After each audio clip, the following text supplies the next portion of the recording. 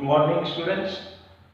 હવે ગયા વખતના લેક્ચરમાં આ ચેપ્ટરમાં આપણે જોઈ ગયા કે એલઆરસીએસી પરિપથમાં વિદ્યુત પ્રવાહ માટેનું સૂત્ર આપણે બે રીતે મેળવી ગયા. પહેલાના લેક્ચરમાં આપણે ફેઝરના ઉપયોગ કરીને મેળવતા હતા. બીજા લેક્ચરની અંદર એ ફેઝરના બદલે એનાલિસિસ એટલે એનાલિટિકલ એટલે કે વિશ્લેષણની રીતે, ટૂંકમાં આપણે બીજગણિતની રીતે આપણે પ્રવાહ માટેનું સૂત્ર મેળવતા હતા. હવે જોઈએ કે એલઆરસી પરિપથમાં અનુનાદ એટલે શું. તો યાદ કરો, આપણે 11મા ધોરણમાં પ્રાણોદિત દોલનો ભણતી વખતે આ અનુનાદ વિશે વાત કરી ગયા હતા કે જ્યારે પ્રાણોદિત દોલન કરતા તંત્ર પર લાગતા બાહ્ય આવર્તક બળની આવૃત્તિ એ તંત્રની પ્રાકૃતિક આવૃત્તિ જેટલી થાય ત્યારે એ તંત્ર એનો કંપ વિસ્તાર મહત્તમ થાય અને કંપ વિસ્તાર મહત્તમ થવાની ઘટના એટલે એને આપણે ત્યાં અનુનાદ કહેતા. તો અહીંયા આગળ જોઈએ તો આપણી પાસે આ જે પરિપથ છે એ પરિપથની અંદર હું આ રીતે કહી શકું કે આપણે મહત્તમ પ્રવાહ માટેનું સૂત્ર આવું મળતું. Im બરાબર Vm upon under root r square plus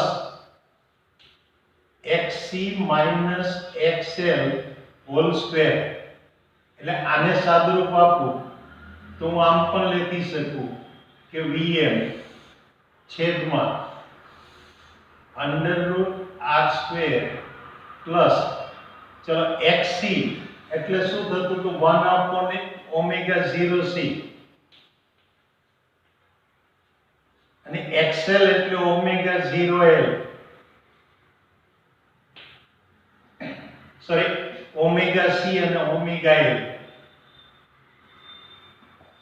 તો અહીંયા આગળ તમે જેમ ઓમેગાની કિંમત બદલો એટલે કે એસી વોલ્ટેજની આવૃત્તિ બદલાય એમ એ પરિપથના પ્રવાહમાં જો ફેરફાર થતો જાય.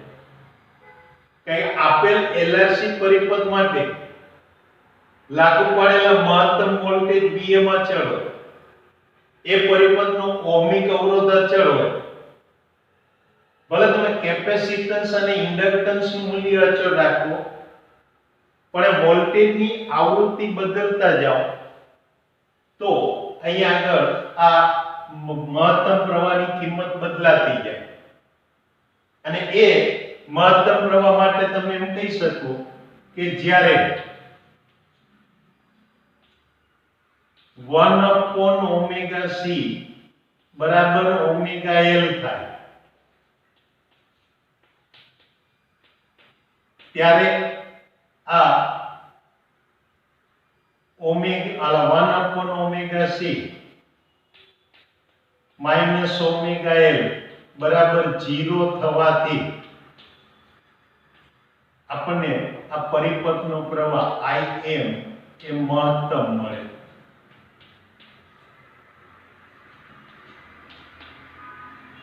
અને જે મહત્તમ મળે તો એનું મહત્તમ મૂલ્ય હું લેવા જાઉં એટલે કે અહીંયા Im maximum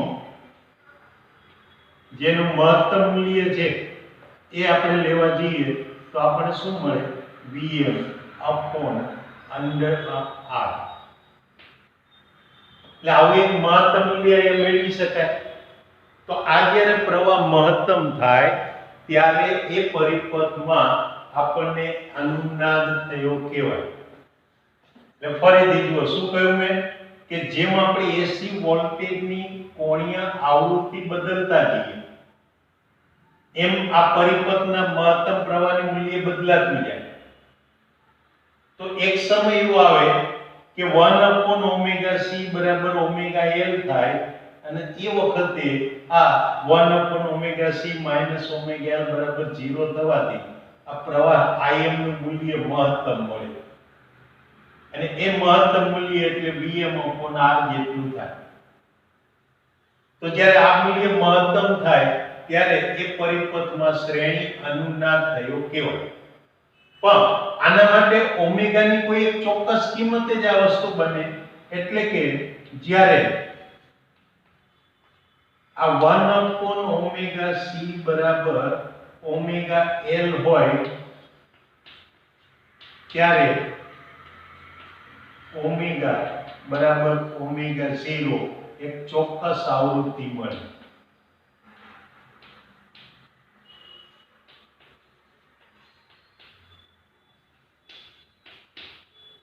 અને માટે હું લખી શકું કે આ 1/ωc is equal to omega 0 L એટલે કે અહીંયા omega 0 સ્ક્વેર બરાબર 1/LC અને માટે આ omega 0 બરાબર 1/√LC ને આને કહેવાય પરિપથની અનુનાદીય કોણીય આવૃત્તિ કહેવાય કે જેનો ઓમેગા 0 વડે દર્શાવાય. એટલે આ રીતે તમે જ્યારે પરિપથની આવૃત્તિ કોણીય આવૃત્તિ એ એની અનુનાદીય કોણીય આવૃત્તિ જેટલી થાય ત્યારે આપણે જોઈ શકીએ કે પરિપથમાં પ્રવાહ મહત્તમ થાય એટલે કે એની અંદર આપણને ત્યાં અનુનાદ થતો જોવા મળે. તો હવે જો એના માટે આપણે અહીંયા આગળ એનો ઓમેગા વિરુદ્ધ Im વિરુદ્ધ ઓમેગાનો આલેખ દોરીએ તો એ આલેખ કંઈક આ પ્રકારે મળે કે Im વિરુદ્ધ ઓમેગા એનો આલેખ. તો જ્યારે કોઈ એક અવરોધ અચળ હોય તો અહીંયા આગળ હું y અક્ષ ઉપર મૂકીશ Im ની કિંમત, x અક્ષ ઉપર મૂકીશ ઓમેગા. તો અહીંયા જોઈ શકાય કે જેમ ઓમેગા વધે એમ શરૂઆતમાં Im ની કિંમત વધે, એક સમયે મહત્તમ થાય એટલે કે આ કિંમત એ Im મેક્સિમમ હોય. ત્યાર પછી જેમ ઓમેગા વધે એમ આ કિંમત ઘટે એટલે આ રીતે આલેખ આપણને મળે. આ કોઈ એક અવરોધ R1 હોય ત્યારે. તો આ જ્યારે પ્રવાહ મહત્તમ થયો ત્યારે આપણે અનુનાદ થયો કહેવાય. અને એ વખતે આ ઓમેગાની જે આપણને કિંમત મળશે એ કિંમત કેટલી હશે? ઓમેગા 0. આના બદલે જો હું અવરોધ બદલી નાખું, થોડું વધારી દઉં, અવરોધ વધારીશ એટલે પ્રવાહ ઓછો થશે, પણ આલેખ જે છે એ તો આ રીતે જ મળશે. એટલે કે પ્રવાહને મહત્તમ થવા માટેની જે આવૃત્તિ છે એ તો ઓમેગા 0 એક સરખી જ રહેવાની. એટલે આ R = R2 જ્યાં R2 greater than R1 હોય. એટલે આ પ્રકારે આલેખ મળે. હવે અહીંયા તમે જોશો તો આપણને આ મહત્તમ પ્રવાહ કરતા અહીં વચ્ચે ક્યાંક આપણને એવી કિંમત મળશે કે જે કિંમત એ મહત્તમ કરતા √2 માં ભાગની હોય. એટલે કે Im બરાબર Im maximum upon √2 આવી કિંમત અહીંયા ક્યાંક મળે. એટલે આ જે કિંમત છે એ Im maximum upon √2 જેટલી. તો એના માટે તમે જોઈ શકશો કે બે જુદી જુદી આવૃત્તિઓ માટે એક કિંમત આપણને એક સરખી મળે. એટલે Im બરાબર Im maximum upon √2 એના થવા માટે ઓમેગાની કિંમતો આપણને બે મળે. એક આને ધારો કે ઓમેગા 1 કહું, આ ઓમેગા 2 કહું, તો ઓમેગાની કિંમતો ઓમેગા 1 અને ઓમેગા 2 મળે કે જ્યાં ઓમેગા 1 બરાબર શું લખી શકાય? ઓમેગા 0 વત્તા ડેલ્ટા ઓમેગા, એટલે કે જે ડેલ્ટા ઓમેગા એ ઓમેગા 0 અને ઓમેગા 1 વચ્ચેનો તફાવત છે. એટલે આને ઓમેગા 0 વત્તા ડેલ્ટા ઓમેગા કહેવાય અને ઓમેગા 2 બરાબર ઓમેગા 0 માઇનસ ડેલ્ટા ઓમેગા મળે, જ્યાં આ ડેલ્ટા ઓમેગા એ ની કિંમત એ બંને માટે સમાન હોય.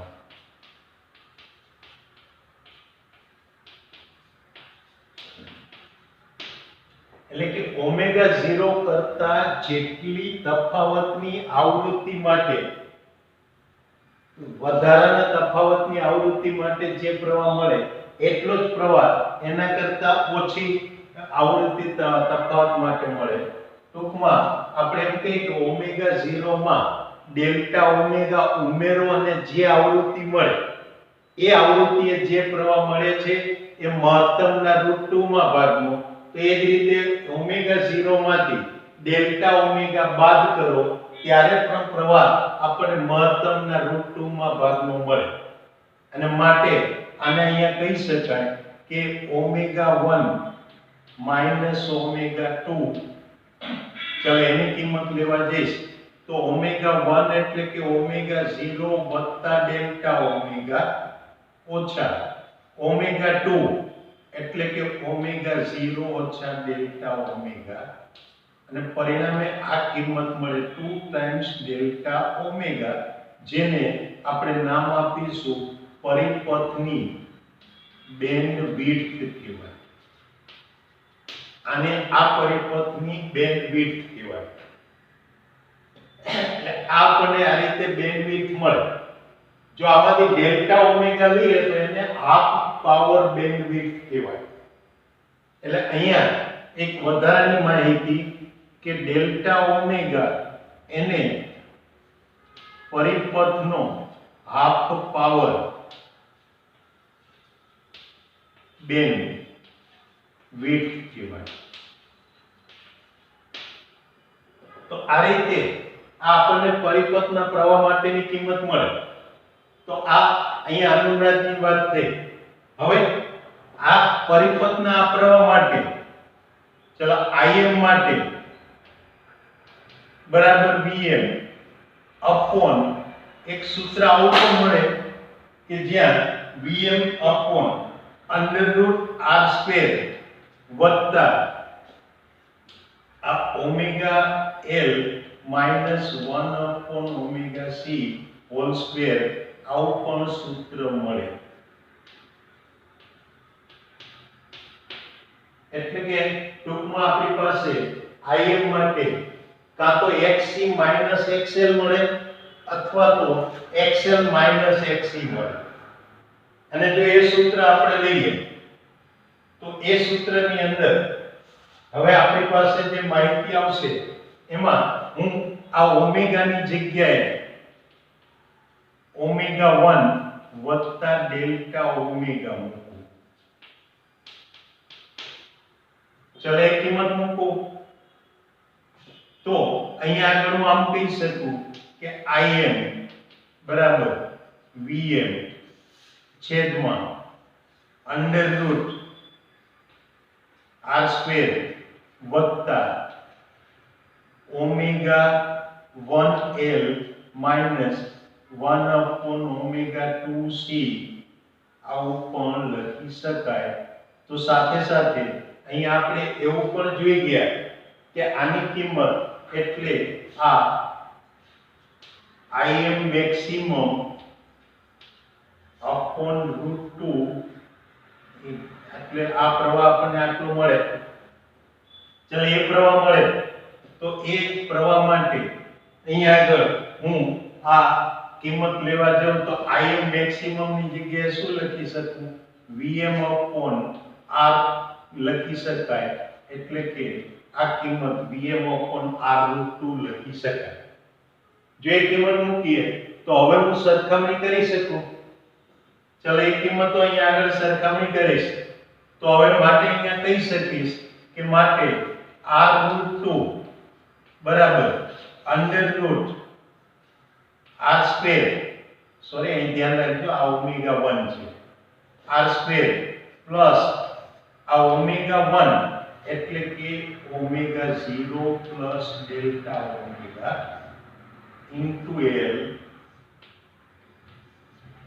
minus 1 upon omega 0 plus delta omega into C ને A આનો સ્ક્વેર. ચલો આમાં બંને બાજુએ હું પહેલા સ્ક્વેર રૂટ દૂર કરું. સ્ક્વેર રૂટ દૂર કરીશ એટલે હવે હું લખી શકીશ કે 2r સ્ક્વેર. ચલો વર્ગમૂળ દૂર કરો એટલે કે બંને બાજુ વર્ગ કરી દો તો આ 2r સ્ક્વેર, તો અહીંયા આગળ મારી પાસે કિંમત મળે r સ્ક્વેર વત્તા આ જે કિંમત છે omega 0 plus delta omega into L minus 1 upon omega 0 plus delta omega into C આખાનો સ્ક્વેર. ચલો આમાંથી એક r સ્ક્વેર કેન્સલ થયો એટલે હવે કિંમત r સ્ક્વેર રહેશે અને a માટે આ કિંમત રહેશે r સ્ક્વેર બરાબર. હવે જો અહીંયાથી હું ઓમેગા 0 ને કોમન લઉં, l ને કોમન લઉં તો ઓમેગા 0 l એટલે અહીંયા રહેશે આ 1 plus delta omega upon omega 0. તો અહીંયાથી 1 upon omega 0 c લો એટલે અહીંયા બાકી રહેશે 1 plus delta omega upon omega 0 અને આ આખાનો સ્ક્વેર. હવે બંને બાજુ સ્ક્વેર રૂટ કરો. ચલો બંને બાજુ સ્ક્વેર રૂટ કરશો એટલે આ લખી શકશો r બરાબર omega 0 l 1 plus delta omega upon omega 0 minus 1 upon omega 0 c. ચલો આ છેદમાંથી એ પદને અંશમાં લઈ લો એટલે 1 plus delta omega upon omega 0 raised to minus 1. એટલે આ રીતે લખી શકાય. હવે આની અંદર આપણી પાસે આ સમીકરણ છે કે ઓમેગા 0 સ્ક્વેર બરાબર 1 upon LC. તો આનો ઉપયોગ કરો તો આની કિંમત અહીંયા આગળ હું લેવા જઈશ તો હું આમ લખી શકું કે ઓમેગા 0 L બરાબર 1 upon ઓમેગા 0 C. ચલે મૂકી દઈએ અને આ કૌંસનું વિસ્તરણ કરીએ તો હવે લખી શકાય r બરાબર omega 0 l 1 plus delta omega upon omega 0 minus આ omega 0 l તો અહીંયા કૌંસમાં રહેશે 1 minus delta omega upon omega 0 લખી શકાય કારણ કે ડેલ્ટા ઓમેગા અપોન ઓમેગા 0 એક કરતા ઘણું ઓછું છે. તો આપો સાદુરૂપ. ચલે સાદુરૂપ આપીશું એટલે અહીંયા આ ઓમેગા 0 l કોમન નીકળે, આ 1 પ્લસ આ delta omega upon omega 0 minus 1 minus minus plus delta omega upon omega 0. એનો અર્થ એ કે આની કિંમત એ આપણને શું મળશે omega 0 l into delta omega upon omega 0 2 times. આ 1 કેન્સલ થયા એટલે 2 ટાઈમ્સ આ કિંમત મળી એટલે ઓમેગા 0 ગયા એટલે માટે આ કિંમત મળે r બરાબર 2 ડેલ્ટા ઓમેગા અપોન l। એટલે r ની કિંમત આપણી પાસે આ રીતે મળે। ચાલો એના ઉપરથી ડેલ્ટા ઓમેગા ની કિંમત શોધો। તો હું લખી શકું કે ડેલ્ટા ઓમેગા બરાબર આપણી પાસે મળશે r l અપોન 2। એટલે ડેલ્ટા ઓમેગા ની કિંમત એ આપણી પાસે આ રીતે મળે।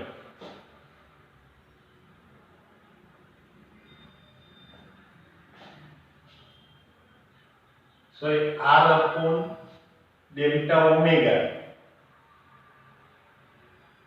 એટલે અહીંયા ઓમેગા 0 l આ એક ગયા આ જે કિંમત છે ડેલ્ટા ઓમેગા અપોન ઓમેગા 0 બે વખત થયા અને માટે આ કિંમત અહીંયા આગળ થશે આ l અહીંયા અંશમાં છે આપણે ભૂલમાં અહીંયા છેદમાં મૂકેલા છે અને માટે આ કિંમત થશે ડેલ્ટા ઓમેગા બરાબર r upon 2l। એટલે જો ડેલ્ટા ઓમેગા ની કિંમત r upon 2l થઈ તો આના ઉપરથી હું અહીંયા આગળ કહી શકું કે આ ઓમેગા 0 પણ આ ઓમેગા 0 upon ડેલ્ટા ઓમેગા એટલે કે omega 0 upon r into 2l આને પરિપથનો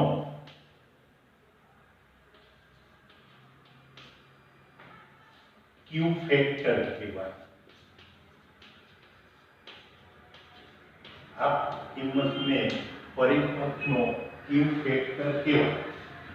એટલે ક્યુ ફેક્ટર એટલે કે એ ટૂંકમાં આપણને પરિપથના અનુનાદ વક્રની તીક્ષ્ણતાનું માપ આપે।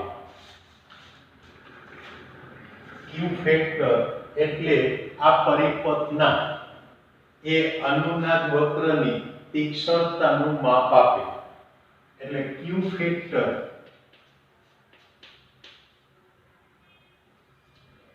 એ પરિપથના આ અનુનાદ વક્ર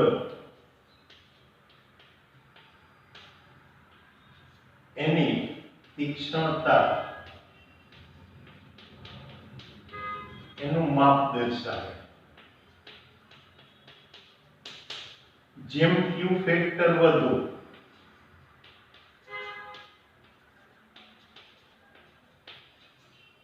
તેમ એ વક્રની તીક્ષ્ણતા વધુ।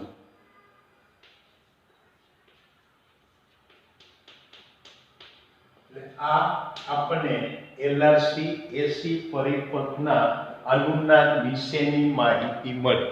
એટલે આ થયો એનો અનુનાદ વક્ર અને અનુનાદની ઘટના। જો ક્યુ ફેક્ટરનું મૂલ્ય ઓછું હોય તો એના ઉપરથી આપણે કહી શકીએ કે ક્યુ ફેક્ટર ઓછું હોય તો અહીંયા આપણી પાસે આ અનુનાદ વક્રની તીક્ષ્ણતા ઓછી મળે અને જેમ ક્યુ ફેક્ટર મૂલ્ય વધે એમ એ તીક્ષ્ણતા વધે। દાખલા તરીકે જુઓ જેમ r ની કિંમત અહીંયા આગળ ઓછી ચાલો r ઓછી એટલે ક્યુ ફેક્ટરની કિંમતની અંદર ત્યાં શું થવાનું વધારો થવાનો એટલે ક્યુ ફેક્ટર આપણને મોટો મળે અને ક્યુ ફેક્ટર મોટો મળે એટલે અહીંયા તીક્ષ્ણતા જે છે એ વધારે મળે એટલે કે આ ઉપરના ભાગમાં ટોચ ઉપર આલેખ વધારે સાંકડો થાય। જેમ r નું મૂલ્ય વધે એમ આ ક્યુ ફેક્ટર જે છે એ ક્યુ ફેક્ટરનું મૂલ્ય ની અંદર શું થવાનું ઘટાડો અને ક્યુ ફેક્ટર ઘટે એટલે તીક્ષ્ણતા ઓછી થાય। એટલે આ રીતે આ ક્યુ ફેક્ટર એ અનુનાદ વક્રની તીક્ષ્ણતાનું માપ આપતી રાશિ છે। તો આ થઈ આપણે એસી પરિપથની અનુનાદની ઘટનાની વાત કરી આપણે। હવે આવતી વખતના લેક્ચરમાં આપણે જોઈશું કે એસી પરિપથની અંદર એનો પાવર કઈ રીતે શોધી શકાય એટલે એમાં વપરાતો પાવર અને એના પાવર ફેક્ટર વિશેની વાત કરીશું। ત્યાં સુધીમાં એક વખત આપણે ઝડપથી જોઈ જઈએ કે અનુનાદ એટલે શું કહ્યું।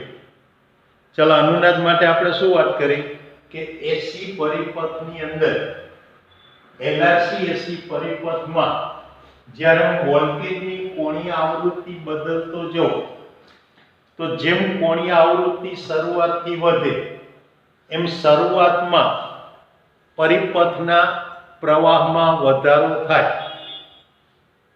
એક સમય એવો આવે કે એક ચોક્કસ કોણીય આવૃત્તિ માટે એ પરિપથમાં xc xl અથવા તો xl xc એટલે કે ટૂંકમાં એ બેનો તફાવત 0 થાય.